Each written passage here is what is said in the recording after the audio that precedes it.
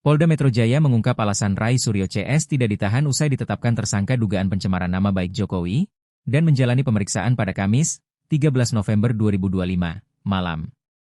Menurut Dirreskrimum Polda Metro Jaya, Kombes Iman Imanuddin ada dua alasan mengapa Rai Suryo, Rismon Sianipar dan Tifauzia Tiasuma atau Dr. Tifa belum ditahan. Hal itu karena mereka telah mengajukan ahli dan saksi yang meringankan dalam pemeriksaan. Iman menegaskan bahwa ketiga tersangka sudah dipenuhi hak-haknya selama proses pemeriksaan berlangsung. Ia menegaskan bahwa diberikannya kesempatan kepada tersangka untuk mengajukan ahli dan saksi meringankan sebagai bentuk proses hukum yang berimbang. Adapun klaim yang dibeberkan oleh Polda Metro Jaya ini diketahui berbeda dengan pernyataan kuasa hukum Rai Suryo CS, Abdul Ghafur Sangaji baru-baru ini.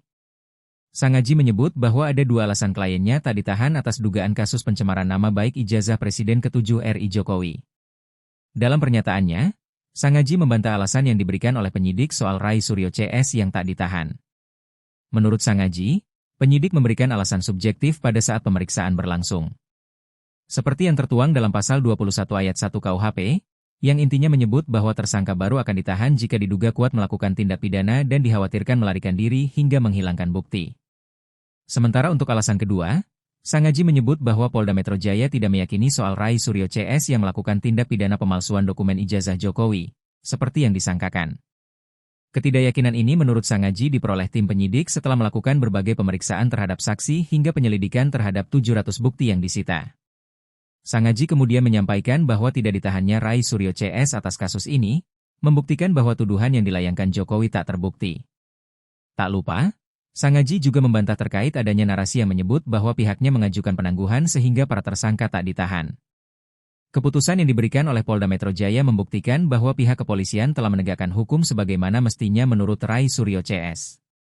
Adapun diketahui sebelumnya, polisi telah menetapkan 8 tersangka dalam kasus yang melibatkan Jokowi ini, Jumat 7 November.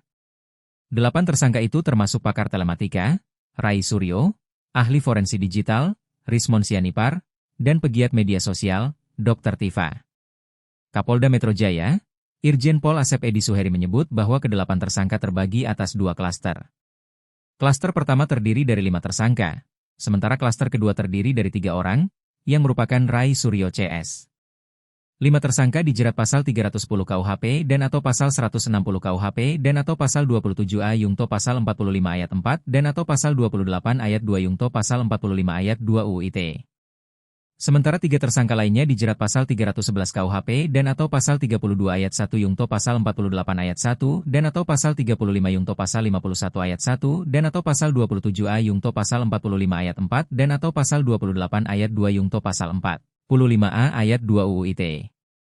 Download Tribun X sekarang, menghadirkan lokal menjadi Indonesia.